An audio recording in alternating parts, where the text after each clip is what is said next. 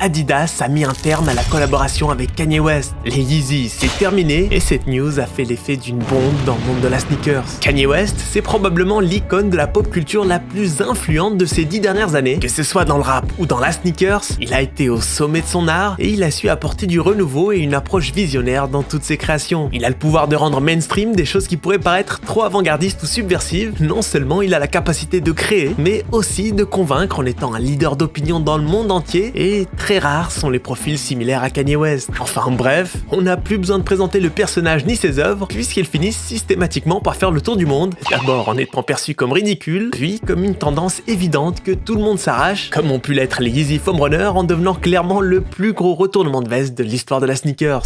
Mais malheureusement, si aujourd'hui on parle de Kanye, c'est absolument pas pour les bonnes raisons. C'est lui qu'on présentait encore il y a quelques mois comme un génie, celui qui collaborait avec les plus prestigieuses maisons de luxe et est devenu un indésirable même auprès d'Adidas, la marque qui pourtant misait énormément sur Yeezy pour se démarquer auprès des sneakerheads face à Nike, le géant américain leader dans la sneakers de très loin et depuis très longtemps. Alors pourquoi Adidas a abandonné du jour au lendemain sa collaboration la plus rentable de son histoire? Pourront-ils vraiment survivre sans Yeezy? Et on doit aussi essayer de capter qu'est-ce qu'a vraiment dit ou essayer de dire Kanye West pour justifier un tel acharnement sur lui.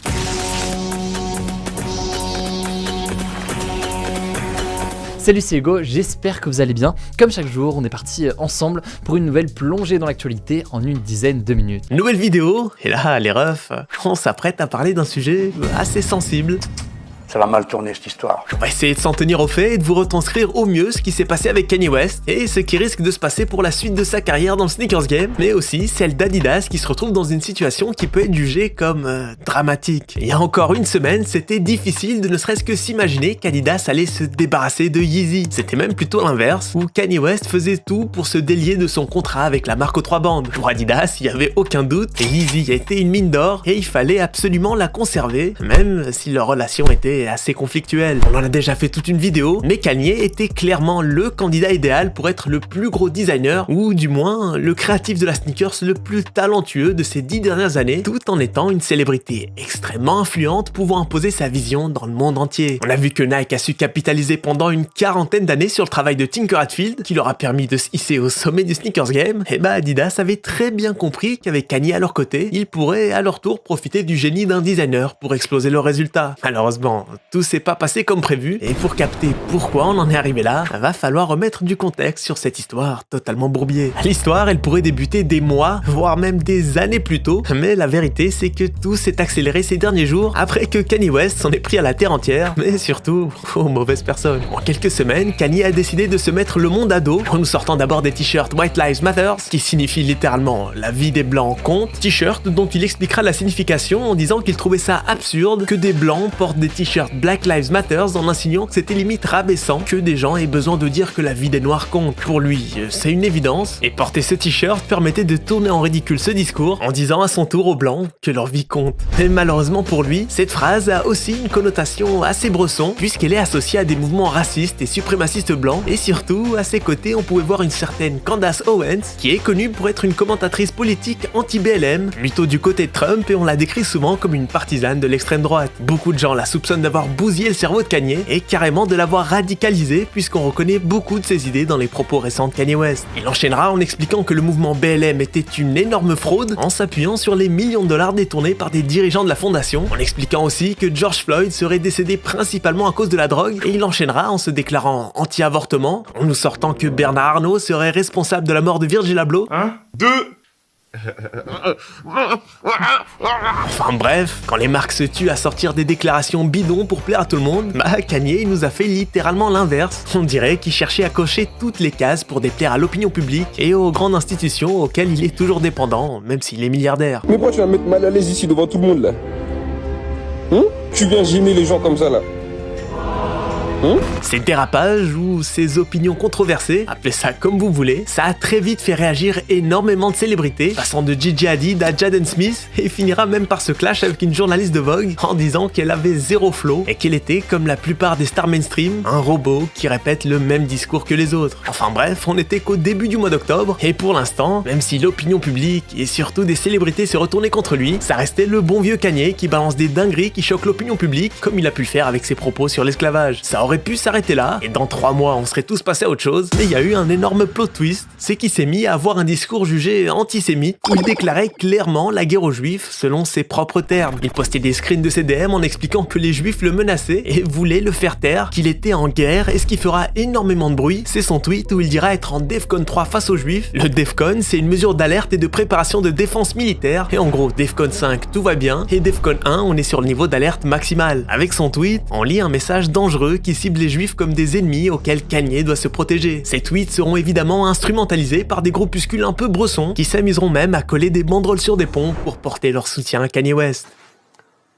Oui, là, c'est gênant. Hein. Bon, là, je pense que même les plus grands fans de Kanye pourront difficilement défendre ses propos. Il a 2 doigts d'appeler à la ratonnade en étant l'idole de toute une génération et avec une audience de dizaines de millions de personnes à travers le monde. Mais il s'expliquera de vive voix lors de plusieurs interviews en réitérant ses propos. Et au final, on se rend compte que son discours est assez similaire à celui qu'on peut retrouver sur les forums les plus extrêmes comme 4chan, avec leurs graphiques sur qui contrôle les médias informatifs ou de divertissement, ou sur le concept de destruction de la famille noire aux États-Unis que Candace Owens décrivait il y a déjà plus de 4 ans. First, they proliferated a welfare state, which systematically destroyed our families. Personnellement, je suis pas un giga fan de Kanye et j'ai pas suivi toute sa vie. Je me suis simplement documenté pour cette vidéo, en lisant et en écoutant beaucoup pour me faire une idée de son schéma de pensée. Mais j'ai l'impression que tout ça, c'est des idées plus ou moins nouvelles chez Kanye. Par contre, il y a bien un concept qui est ancré depuis un moment chez lui, c'est cette idée de culture vulture, un terme pour définir les vautours qui utilisent illégitimement une culture qui ne leur appartient pas, souvent en la salissant pour s'enrichir. Il pointe la plupart des labels de rap, qui sont ceux qui s'enrichissent le plus sur cette culture, mais qui ne seraient pas du tout tenus par des noirs. Cette idée va au-delà du rap, mais aussi dans tous les domaines, passant du sport à la mode, où selon Kanye, les noirs seraient la pierre angulaire, et pourtant, ce seraient les gens au-dessus d'eux qui s'accaparaient tous les gains générés par cette culture en spoliant leur richesse. Ce concept de culture vulture est tout à fait pertinent, et l'idée que les acteurs principaux de la culture, comme il dit, finissent par devenir aussi les scénaristes et les réalisateurs de cette culture, en vrai, c'est quelque chose qu'on peut que encourager. Le problème, c'est quand même qu'il a pu l'apporter de façon très maladroite et créer des amalgames qui peuvent avoir des conséquences réelles sur le quotidien de personnes qui n'ont absolument rien à voir avec ces histoires. Pourquoi avoir décidé d'accuser le businessman juif comme ennemi principal dans son combat contre la culture vulture, sachant qu'il dénonce aussi des mecs comme Bernard Arnault? Est-ce que c'est son expérience personnelle en tant qu'artiste qui parle? Est-ce qu'il est complètement ravagé? Est-ce qu'il a fait des recherches qui le mènent vers cette idée-là? C'est pas à mon dos ça. C'est pas à mon dos. Voilà. La vie de ma mère, je m'en bats les couilles. Qu'est-ce que j'en ai à foutre? Rien à cirer, mon mec. Bon, ça, c'est plus ou moins la trame qui nous mène vers le scandale. Vous vous doutez bien que beaucoup de gens ont fait des liens entre le discours de Kanye et d'autres événements historiques. La suite de l'histoire, vous la connaissez tous. Il se fera dégager par absolument tout le monde, en passant de Balenciaga jusqu'à ses avocats, et même sa statue se fera dégager du musée Madame Tussauds à Londres. Tout partira très vite, plus ou moins au même moment, et c'était des marques ou des institutions qui avaient des liens et des intérêts commerciaux plutôt légers avec Kanye. Ceux qui mettront un peu plus de temps à réagir et qui auront plus de mal à s'en détacher, ça sera Adidas, qui avait plusieurs milliards de dollars en jeu et probablement un contrat assez compliqué à casser du jour au lendemain, à tel point que Kanye se pensait intouchable. I could say anti-Semitic things and Adidas can't drop. Malheureusement pour lui, la sentence fut irrévocable et Adidas expliquera dans un communiqué de presse rompre immédiatement tout lien avec Yeezy. Sur ce communiqué de presse, on y lit des mots très bien choisis, comme le fait qu'ils ne vendront plus de produits avec le logo Yeezy et qu'ils sont détenteurs d'absolument tous les droits sur les designs Yeezy. Pour moi et pour plusieurs analystes d'ailleurs, le message est assez clair, Adidas va faire un move bien hypocrite, ils vont juste attendre que ça se tasse un peu et redistribuer des Yeezy sans logo Yeezy. C'est un peu comme ils ont pu faire avec la Adidas Kobe One qu'ils ont ressorti sous le nom de Crazy One. Je les vois absolument pas abandonner tous ces modèles et ils vont peut-être même carrément les distribuer en masse pour enflouer la caisse. Donc pour les resellers qui ont voulu investir sur les Yeezy, je vous conseille de revendre ça assez vite. La marque explique dans son communiqué de presse qu'on n'aura plus d'Yeezy, en tout cas pendant ces 2 prochains mois. Il y aura un grand manque à gagner de 250 millions d'euros sur cette année 2022 avec cette opération et la valeur boursière de la marque a évidemment pris un petit coup. Là on parle de seulement 2 mois sans Yeezy et je vous laisse imaginer l'impact commercial direct que ça aurait pu être de totalement supprimer Yeezy. Selon plusieurs estimations, ça représente quand même entre 7 à 10% des revenus d'Adidas, mais au-delà même de la masse financière que pouvait être Yeezy, c'était surtout l'outil principal d'Adidas pour matrixer les hypebeasts et les sneakerheads dans le monde entier, mais principalement auprès du marché américain, qu'Adidas avait énormément de mal à convaincre depuis qu'ils se sont fait totalement déloger par Nike depuis les années 2000, et pourtant, rappelez-vous, autour de 2017-2018, pendant le prime de Yeezy, les Yeezy ont réussi l'incroyable exploit de dépasser les Jordan en termes de popularité, même aux États-Unis. Et ça, les gars, je crois que vous vous rendez vraiment pas compte de la dinguerie que c'est. Non, clairement, Adidas se retrouve dans un sale bourbier. Ils ont pas le cheat code des rétros comme Nike. Les superstars, les Stan Smith ou les forums, ça se vend toujours. Mais on l'a vu, ça fait rêver personne. C'est le genre de paire que tu te presses pas pour acheter et que tu retrouveras toujours soldé à moitié prix. Maintenant, ils auront plus cette force avec l'avant-gardiste qui impose des nouveaux styles comme il a pu le faire avec les Easy Foam Runner ou les Slides. Et c'est vraiment pas juste une question d'avoir de bons designers, parce qu'ils en ont déjà plein en vrai. Je pense sincèrement qu'Adidas c'est toujours la marque la plus innovante en termes de design, et surtout celle qui propose les meilleurs modèles récents. Mais c'est nécessaire d'avoir un mec comme Nike a pu le faire avec Tinker Hatfield, qui propose une vision plus globale et qui a la confiance d'une marque qui mise beaucoup sur lui. Énormément de gens en commentaire qui aiment trop dire que les sneakers c'est pas que les produits hype, et d'un côté vous avez raison, et dire qu'on peut être une marque de sneakers au sommet de l'industrie sans avoir une vraie gamme de produits hype, c'est vraiment n'avoir aucune connaissance de ce marché-là. Et ça, on l'a très bien vu dans nos précédentes vidéos. Si tu veux avoir un impact dans le marché de la sneakers et être pertinent, aujourd'hui, ça se fait plus avec les GR. New Balance, c'était une marque de GR, personne l'a calculé. Ils ont misé sur des collabs réussis et un peu plus d'exclusivité. Bizarrement, ça marche mieux. Aujourd'hui, Puma est réputé pour être une marque de GR. Bah, je vous fais pas un dessin.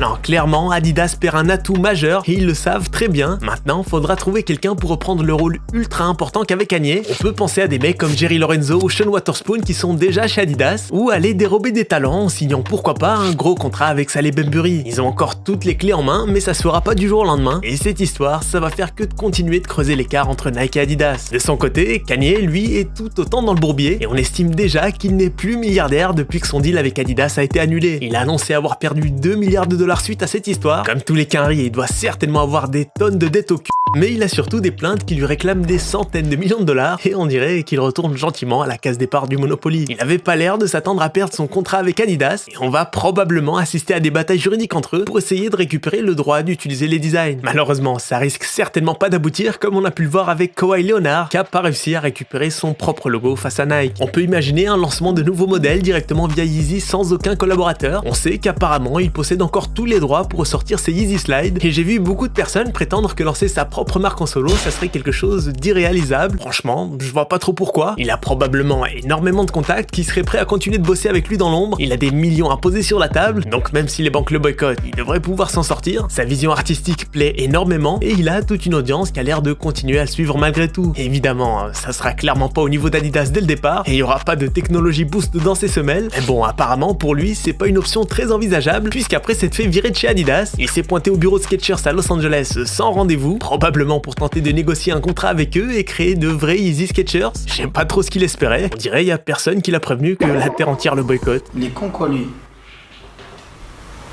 Enfin bref, l'avenir s'annonce très flou et tumultueux, que ce soit pour Adidas ou Kanye. Le Boog est prêt à bosser avec Skechers et en plus il se fait recaler. Et même s'il y a encore beaucoup de gens qui supportent Kanye, les avis sur les réseaux sont plutôt mitigés autour de lui et on voit apparaître beaucoup de théories, de rumeurs ou de réactions par rapport à sa cancelisation, comme disent les quinries. Il y en a qui pensent carrément que ça prouve ses propos, d'autres parlent d'une indignation des marques à géométrie variable, certains expliquent ses propos par la folie, ou ça parle même d'une instrumentalisation de Candace Owens qui aurait engrainé Kanye dans ce délire de discours mainstream de cancel culture dans le seul but de l'inciter à racheter le réseau social foireux de son mari et s'enrichir sur son dos, quitte à totalement ruiner sa carrière. Bon, maintenant que vous en savez beaucoup plus sur cette histoire rocambolesque, à vous de nous donner vos avis en commentaire et je vous en supplie, nous balancez pas trop de dingueries, restez professionnels. C'est Maxi Gore, dans l'arène je suis pas Maximus. Le potentiel faut que je le maximise, faut que je reste dans l'ombre comme un machiniste. Je mets la vitesse, il faut 12 maquettes. J'ajoute les neurones quand je bouge ma tête. Je suis schizo chaque fois que le flouze m'appelle. J'enterre le rap 5 et les rouges m'appellent. Thermo-lunettes, je suis dans ma chambre. Démarre la prod, j'y fourre ma science. Le Vesugo, je suis grave pas bête. J'ai bien vu que la vie n'était grave.